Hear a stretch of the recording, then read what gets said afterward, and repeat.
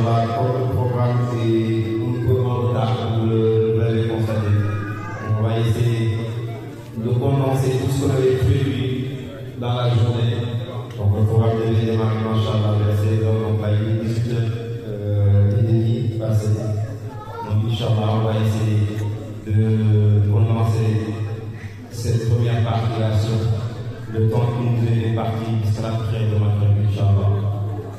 Donc cette édition, Inch'Allah, a comme thématique entre l'héritage spirituel, transmission et consolidation du vivre ensemble. Donc pour cette édition, Inch'Allah, la Daïra Zaber Tigan Provence, Inch'Allah, ils ont fait l'effort de concocter un programme, Inch'Allah, très ambitieux, un programme très alléchant. Donc avec la prestation des cahiers que vous avez déjà assisté, donc les jeunes, Inch'Allah, ils ont fait leur prestation. Donc ce qui est une bonne innovation cette année, Inch'Allah. Après cela, on va faire la table ronde avec deux éminents chercheurs, professeurs, que sont notre frère, le docteur Bakary Samb, qu'on ne présente plus ici en France et à l'international du groupe, et aussi notre tonton Bakary Sissoko qui nous vient de Paris. Donc, comme vous le remarquez, on a deux Bakary qui sont réunis ensemble pour, Inch'Allah, nous parler de thématiques très intéressantes, Inch'Allah. Donc, le premier thème va porter, Inch'Allah, sur la transmission, la solidarité intergénérationnelle et la prévention des fractures sociales. Voilà, c'est un thème un peu philosophique, mais Inch'Allah, notre conducteur Bakary Sissoko va, j'espère, Inch'Allah, donner aussi des outils, parce qu'on a besoin, comme vous le remarquez dans la salle. Je peux dire qu'il y a trois générations qui sont réunies ici. Donc il y a nos anciens, nos parents, nos oncles qui sont ici présents. Il y a la génération aussi, ma génération et les autres de la Daïra. Et on a aussi nos enfants qui sont aussi présents. Et à qui nous devons aussi transmettre, Inch'Allah, cet héritage qu'on a amené du Sénégal et aussi qu'on a pris ici à travers nos anciens qui étaient avant nous. Donc on a ce devoir de transmettre aussi cet héritage et ces valeurs à nos enfants. Donc Inch'Allah, ce sera un thème très intéressant que notre Bakary Sissoko va nous présenter.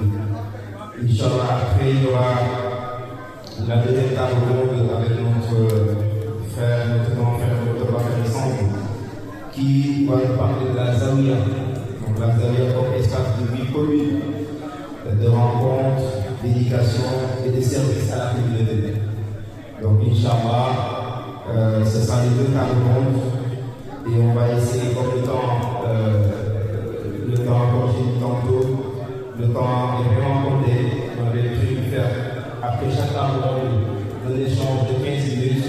Je pense qu'on va commencer ça avec un seul échange de 15 minutes avec la salle pour recueillir les contributions et aussi les questions parmi l'assistance. Après cela, on a la conférence, Inch'Allah, qui nous expose tout ce qu'ils ont préparé, sachant que voilà, ce sera que partie remise, Inch'Allah, même si on n'aura pas l'occasion de tout débattre. Donc voilà, on aura au moins les grandes lignes et les éléments sur lesquels on peut s'appuyer pour essayer de travailler dessus jusqu'à la prochaine édition, Inch'Allah. S'il y a nécessité de continuer ce travail-là, on le fera, Inch'Allah, avec plaisir. Donc sans plus tarder, je vais donner la parole à tonton Bakary Sissoko pour nous parler de la solidarité intergénérationnelle et aussi la prévention des fractures. On va nous parler de fractures. Comme vous le savez, il y a des fractures au pluriel, des fractures sociales, fractures numériques, culturelles, etc. Donc il y aura l'occasion de rentrer comme municipal. Donc tonton, à vous la parole. Le micro sera bon. Merci beaucoup, merci à Ahmed Degen que j'ai connu et on se suit, et disons que c'est moi qui le suis Je voudrais aussi saluer Dame qui m'a permis de faire ma première conférence puisque je refuse, Dame du consulat. Je ne l'avais pas reconnu, je m'en excuse, je le confonds chaque fois avec un autre jeune homme, Babacar. Je suis quelqu'un de très honnête et à l'université, on nous apprend effectivement à reconnaître l'autre. Voilà, et on est au cœur de notre sujet. Donc je voudrais remercier toute l'organisation. J'ai l'habitude, moi, de parler le micro fixe parce que je bouge beaucoup. Je suis un passionné du savoir, mais je ferai un effort. Ghana, je te fais confiance. Quand je prends mal le micro, tu me dis, Pape, recentre-toi. Bien, ça ne me gêne pas du tout, j'ai l'habitude. Donc je voudrais remercier toute l'organisation, puisque j'avais 15 minutes, et vraiment, merci beaucoup, vous nous en donnez maintenant 30. Ce qui est vraiment sympa, très généreux, parce que je me disais en 15 minutes, qu'est-ce que je vais dire? Mais vraiment, merci beaucoup à l'organisation de me donner encore 15 minutes. Le sujet qu'on me propose est un sujet délicat, que mon ami Bakary Samb, que j'ai rencontré hier, mais en 2016-2017, nous avions fait une conférence internationale. Moi, j'étais dans mon appartement à Paris, via Skype. J'intervenais à l'Institut français de Saint-Louis en philosophie et il était invité. Et depuis hier, nous nous sommes rencontrés et j'avoue que nous avons beaucoup de synchronicité, comme le dit mon professeur, le professeur Djibril Samb.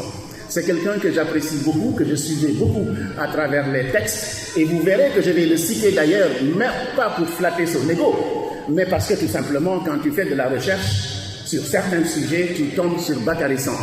Et en ma qualité d'intellectuel honnête, je ne pouvais pas le mettre en époque. Deux temps. Il y aura de la philosophie dans ce que je dis, mais la religion est philosophie. Un de mes grands professeurs, que vous connaissez tous sans doute, le professeur Souleymane Bachir Diagne. Je suis élève du professeur Souleymane Bachir Diagne, un des 20 grands penseurs du monde. Et je n'ai pas de modestie pour le dire, je suis formé à bonne école. Je suis élève du professeur Djibril Samb, qui a dirigé l'Institut français, l'Institut fondamental d'Afrique noire, l'IFAN. C'est mon professeur, il vient me voir à Paris. J'ai deux éminents professeurs sénégalais. Je le dis parce que dans mon travail ici, c'est pour dire à nos enfants, n'ayez pas de complexe. Nous avons tous d'éminents intellectuels. Je dis Platon, mais pourquoi pas ne pas lire Cheikh Ahmed Tidiane? Pourquoi ne pas lire nos grands érudits? Pourquoi ne pas lire Kouachi Barma? Pourquoi ne pas lire Luc Lelière, etc., Ndamal Gossas, Alphas Touré, etc., etc. Nous avons du travail. Nous avons une histoire que nous devons convoquer, mais comme le dit Babacar, et ce n'est pas pour le flatter, nos intellectuels sont aliénés. Il l'a écrit dans un article que je vais vous citer. Donc mon sujet est le suivant: solidarité intergénérationnelle et prévention des fractures sociales. Pourquoi ce sujet? Il me semble que ça part d'un constat, tout simplement, il y a ce qu'on appelle un malaise dans la société. Il y a un malaise. Les doyens sont là. Si je me trompe, doyen, lors des questions, vous me direz, M. Sissoko, vous vous êtes trompé. Il y a un malaise. Il y a ce qu'on appelle un gap et une crise existentielle, une crise des relations. Le malaise.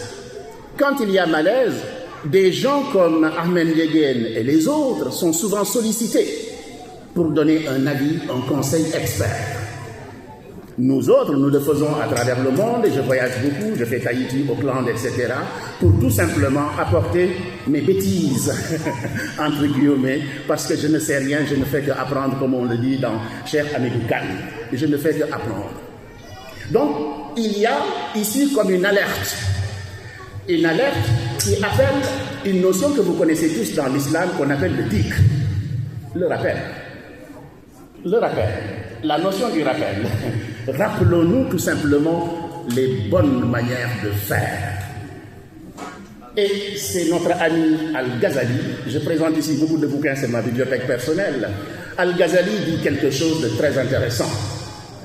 Il dit ceci: je me suis alors retourné vers la vie mystique. Je savais qu'elle ne pouvait être parcourue jusqu'à son terme sans l'aide de la foi, à la fois de la doctrine et de la pratique. L'essentiel de cette dernière résidant dans la victoire sur les appétits de la chair. Les appétits de la chair. Et la suppression de ces mauvaises dispositions et de ces défauts, de manière que le cœur soit débarrassé de tout, hormis de Dieu. Le moyen pour cela est de dire Allah, le rappel.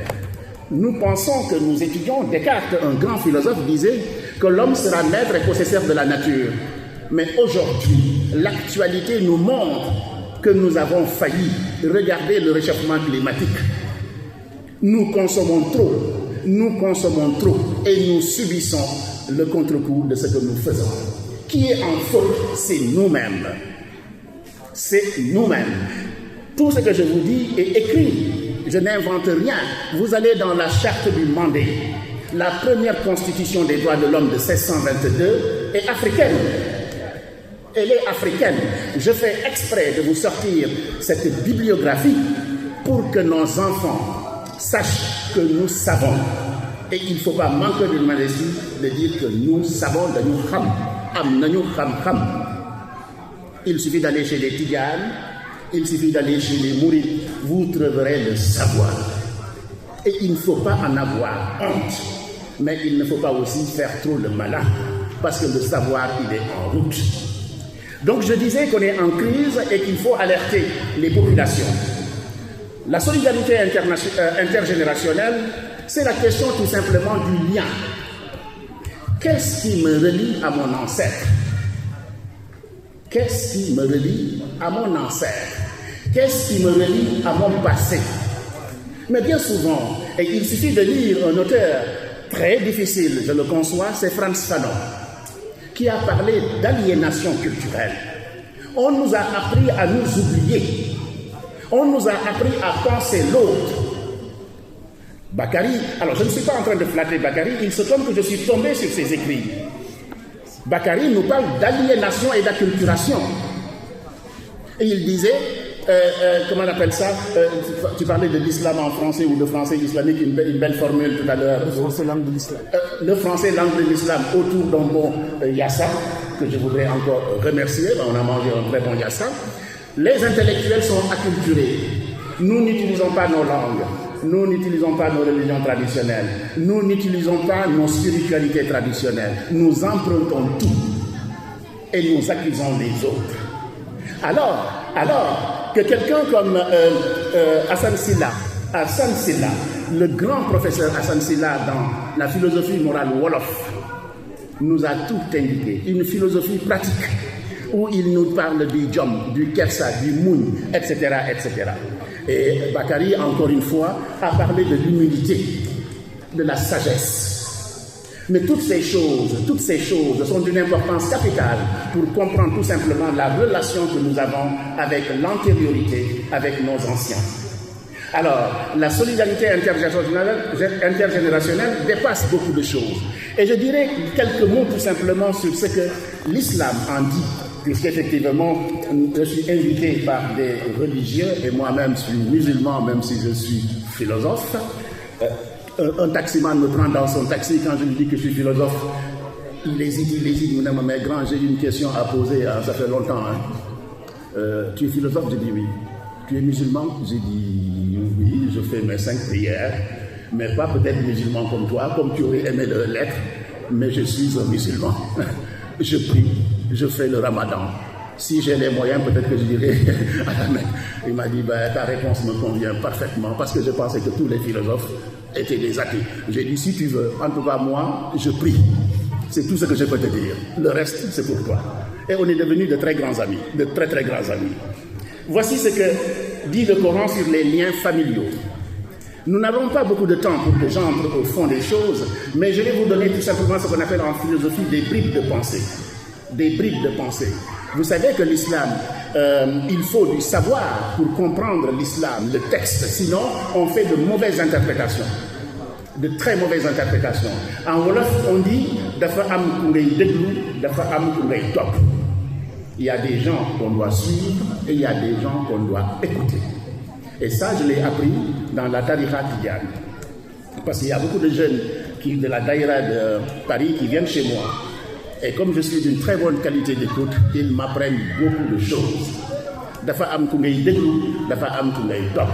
Et on ne doit pas suivre n'importe qui. On ne doit pas suivre n'importe qui. On ne doit pas enseigner n'importe quoi. L'enseignement, et c'est Abdel Degen qui le disait aussi, lu ñuy wax dafa takku ci lu dëgër. Lu ñuy wax dafay takku ci lu dëgër. On va laisser entrer nos stars. Voilà, asseyez-vous mesdames. Merci. Voilà, on vous accueille, vous êtes toutes belles. Merci beaucoup. Que dit le Coran sur les liens familiaux? J'insiste beaucoup sur les liens familiaux parce qu'on parle d'intergénérationnel, sur la transmission, le transfert de savoir. Qu'est-ce que nous allons donner à nos enfants? Mais qu'est-ce que nos enfants vont faire pour nous les anciens? Quelle relation? Comment faire pour éviter qu'il y ait un gap, qu'il y ait un nuage? Il faudrait que tout soit éclairé et éclairant. Et voici ce que le Coran dit. Et Allah leur dit, je vous l'accorde, le prophète a dit, celui qui respecte les liens de la parenté n'est pas celui qui rend le bien par le bien, c'est celui qui continue à respecter ses liens, même si ses proches les rompent, Nous devons toujours apprendre à consolider les relations et à faire preuve d'humilité et de pardon. On en parlait tout le temps avec... depuis que je l'ai rencontré, on fait que philosopher avec nos différents chauffeurs, on discute. Nous, on a commencé la conférence hier. On a autour du bon couscous, on a commencé notre conférence. Et je ne le regrette pas du tout. Est-il haram de rompre les liens familiaux? En islam, rompre les liens familiaux est généralement considéré comme un péché majeur. Cela concerne tous les membres de la famille, grands-parents, oncles et tantes, parents, enfants, frères et sœurs. L'un des principaux objectifs du prophète lors de sa venue est de préserver les liens familiaux. Il me semble que c'est clair et c'est bien établi. Alors maintenant, chacun est libre de faire ce qu'il veut. Mais les choses sont dites et sont claires. Aucun exégète ne peut dire le contraire de ce que le prophète a dit. C'est clair, c'est net. Les liens familiaux sont à préserver, quelles que soient les situations. Il y a la notion de pardon chez nous. Mais aujourd'hui, on le dira dans les fractures sociales, on a du mal à pardonner. Un jeune homme interroge papy, un doyen. Il lui dit, papy, qu'est-ce qui ne va pas dans la jeunesse? Il lui dit, tu connais sans doute beaucoup de youtubeurs, tu connais beaucoup Facebook, tu connais beaucoup tous ces gens qui sortent à la télé. Il se trouve que ce garçon, c'est le frère de mon ami Ghana. Il lui dit, mais est-ce que tu connais la famille de Ghana, qui est ton frère? Est-ce que tu connais la famille de Tcherno, qui est ton frère? Mais non, comme je vous ai dit et comme Fanon l'a dit, il y a une acculturation, c'est-à-dire qu'on nous a appris à nous rejeter et à considérer l'autre. Mais regardez, quand tout disparaît, qu'est-ce qui reste? La famille. Regardez, quand tout disparaît, qu'est-ce qui reste? J'ai un exemple extrêmement difficile. Je suis philosophe, je ne cache rien. Un jeune homme homosexuel tué. Je suis contre. Tout le monde dit, on ne va pas l'enterrer là-bas. Ce sont ses parents qui se sont sacrifiés. Quelle que soit la critique qu'on peut faire à la chose, pour vous démontrer tout simplement le lien familial, à quel point le sang est important. Et mon ami le professeur Lamine Gaye dit qu'il y a deux liens qui sont extrêmement importants, le sang et le sang. Il le dit mieux que moi parce qu'il le dit en Wolof.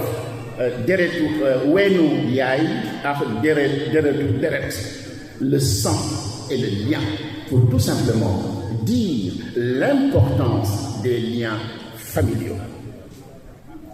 Ayant dit ça, je vous ai dit qu'on est acculturé, je vous ai dit qu'on nous a appris le français au lieu, comme le dit Cheikh Anta Diop, d'étudier les choses en Wolof, en Jola, en Mandingue, etc.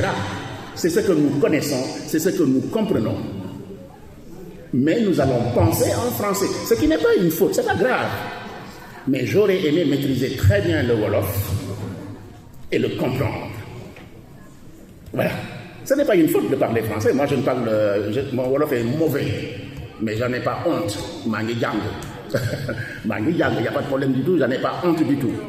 Voilà. Ce qui est très important, c'est tout simplement de cultiver notre culture à travers nos langues. Le Wolof, le Jola, etc. Parce que c'est ça qui représente notre culture. Et après, nous sommes des gens qui ont des identités multiples. Nous voyageons, nous partons, nous sommes des métis. Nous sommes forcément des métis. Mais le métissage n'est pas une mauvaise chose. Le métissage est tout simplement un plus. Quelque chose qu'on va ajouter à sa base, sa racine.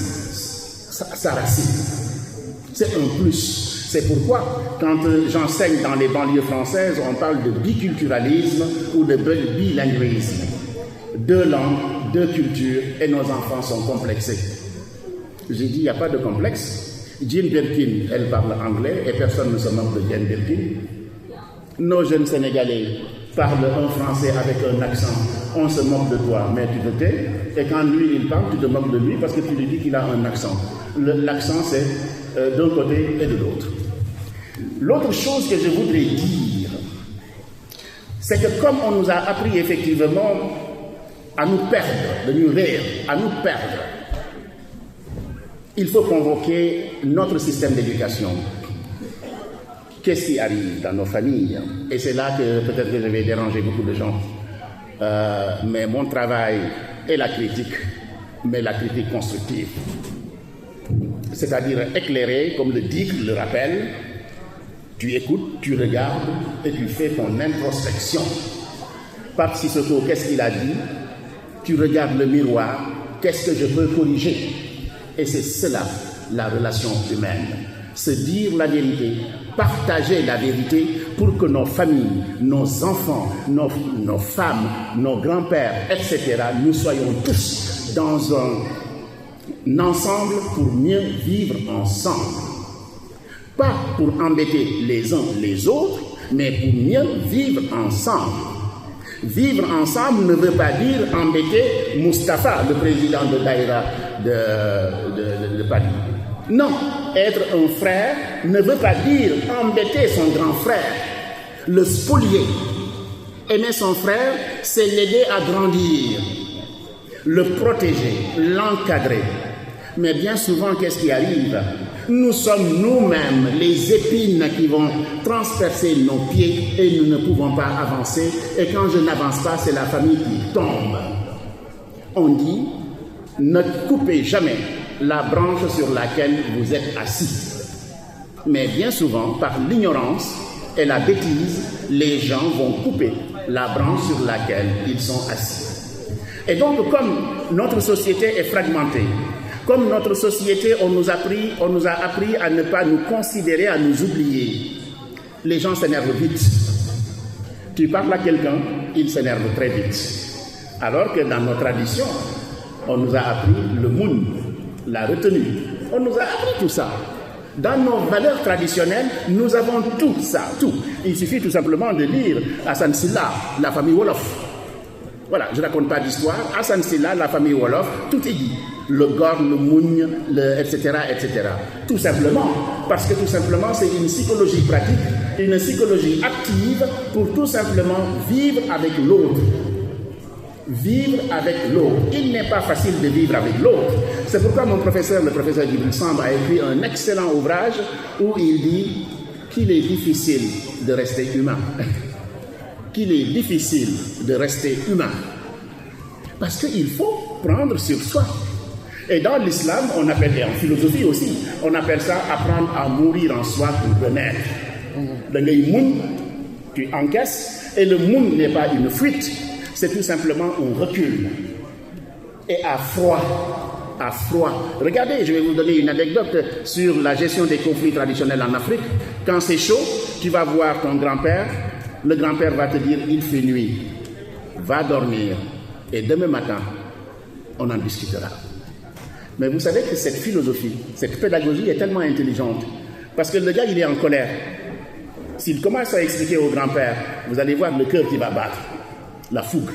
Mais le papa va lui dire, va te reposer, et demain matin, on reprendra la discussion. À ce moment-là, l'individu va faire une introspection. Moi, je conseille souvent de prier ou de prendre le chapelet, quand on est en colère. Je dis, va prier ou prends ton chapelet, ou bien va marcher, ou bien va faire du sport. Mais moi, je dis, prends ton chapelet. Moi, j'aime bien prendre le chapelet quand je suis énervé. Je prends le chapelet et je prie, et je prie, et je prie. Et ça atténue les choses. Donc, il y a des techniques, effectivement, pour dépasser ces passions qui sont vicieuses en général. Je vous donne un autre exemple de vice et de fracture sociale. Aujourd'hui, au Sénégal, il est difficile de parler de politique. Le jour de la Tabaski, il y a eu un crime entre des frères. Cheikh Anta Diop nous a dit, quand il se querellait avec Léopold Sédar Senghor et c'était dur, il dit, ce n'est pas mon ennemi, c'est mon adversaire. Mais au Sénégal, dans la même famille, vous allez voir que la politique va faire que des gens deviennent des ennemis, au point de se tuer. C'est dans les journaux, si je raconte des histoires, dites-moi, Pape Sissoko, tu racontes des histoires, c'est dans la presse, c'est le jour de la Tabaski au Sénégal. Fracture numérique, parce que fracture sociale. En sociologie, on a beaucoup travaillé sur une question, le statut de la personne au Sénégal. Et là, écoutez-moi bien. Mon frère est médecin, libéral. Il gagne beaucoup d'argent. Moi, je suis le premier de la maison. Je donne la dépense, j'achète tout.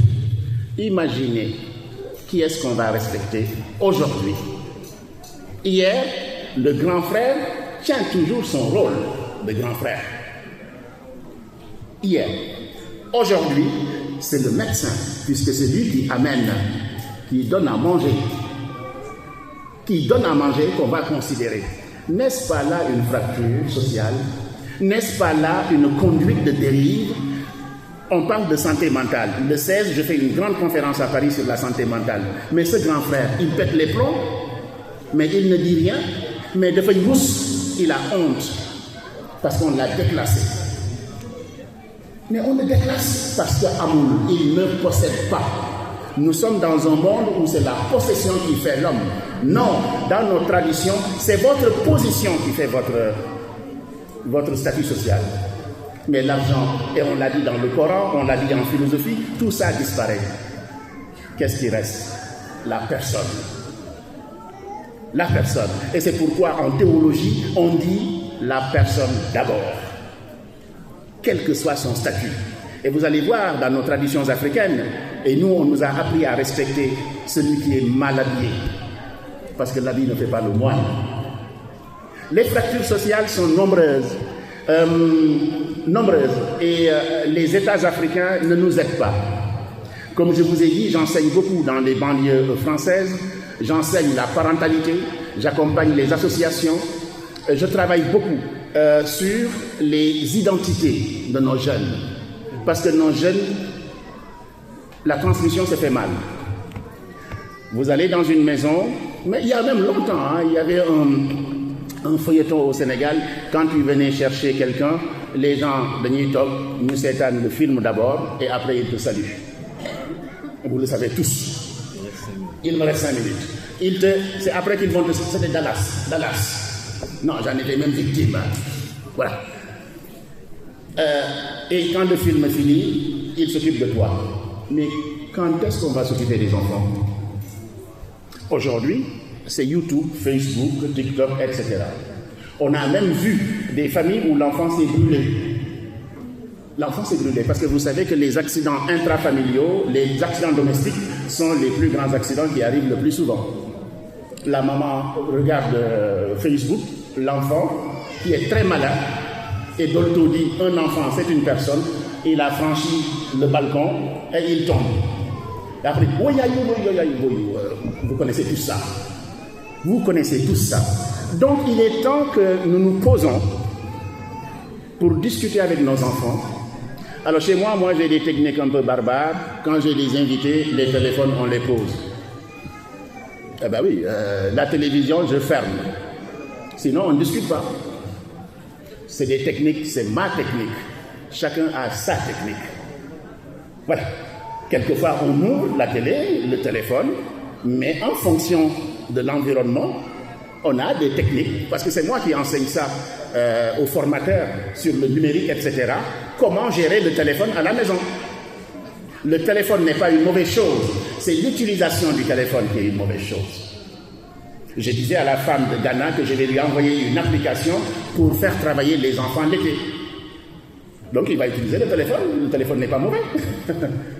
Mais si les enfants sont là, à aucun moment tu ne peux t'asseoir avec eux pour leur parler de littérature, de ton grand-père, de Koumba Ndoffène, de Léopold Sédar Senghor, de Ahmed Tidiane Sy, de la ligne des Mourides, de Fass Touré, avec son horloge astronomique. Astronomique, je fais exprès pour dire que la science et la technique, nous l'avons. Mais nos enfants ne le savent pas. En ce moment, je travaille avec un groupe de jeunes sur une femme qui a été l'initiatrice de l'IA en France. Elle s'appelle Rose Kounous-Dieng. J'ai eu le premier prix en toute modestie. D'habitude, je ne suis pas modeste. Hein. Moi, je dis ce que j'ai à dire et je m'en vais. Ghana m'accompagne à la gare, je m'en vais. Voilà. Moi, la modestie, ce n'est pas mon truc parce que dans mon djang et je le travaille. Dans mon djang et je le travaille. Rose Kounous-Dieng. Mais personne n'en parle. Depuis qu'on a réveillé Rose Kounous-Dieng, elle sera à la Tour Eiffel, chers amis. Nos enfants des banlieues, d'Iguéni, ils vont voir, c'est pas possible. C'est une femme noire du Sénégal, elle est capable de ça. Oui, elle est capable de ça. Et récemment à Bignona, une jeune fille a eu 20 sur 20 en mathématiques. C'est un détail, c'est un détail. C'est pour vous dire, dites à vos enfants que vous faites confiance. Discutons avec nos enfants. On n'a pas le temps, on travaille beaucoup. Mais prenons le temps. J'ai un ami qui est élu dans les Yvelines. Il m'a dit, Pape, ma fille me dit, papa, tu sais que je ne te connais pas beaucoup. C'est un sociologue, hein, c'est pas un con. Il lui dit, ah bon? Il lui dit, je ne te vois pas beaucoup, tu es tout le temps parti. Il est parti, il a réfléchi. Tous les dimanches, il ferme sa porte, il reste avec ses enfants. Pour rattraper le temps. C'est trop peut-être le dimanche de fermer tout, mais il peut trouver des occasions pour rester. Ghana, c'est pas pour te flatter. J'ai vu les jouets, les jeux de société, et je t'ai demandé, parce que moi je suis un éducateur, un formateur, et je t'ai dit, il y a des petits-enfants ici. Et tu m'as dit que la famille se retrouve souvent pour jouer. Ce sont les Allemands qui sont les meilleurs pour ça. Le dimanche, les Allemands se retrouvent, ils jouent. Et à travers le jeu, ils enseignent des règles de conduite. Mais on l'a dans le Ouré. Dans le Ouré, c'est de la solidarité. Le Ouré, qu'est-ce que nous gagnons?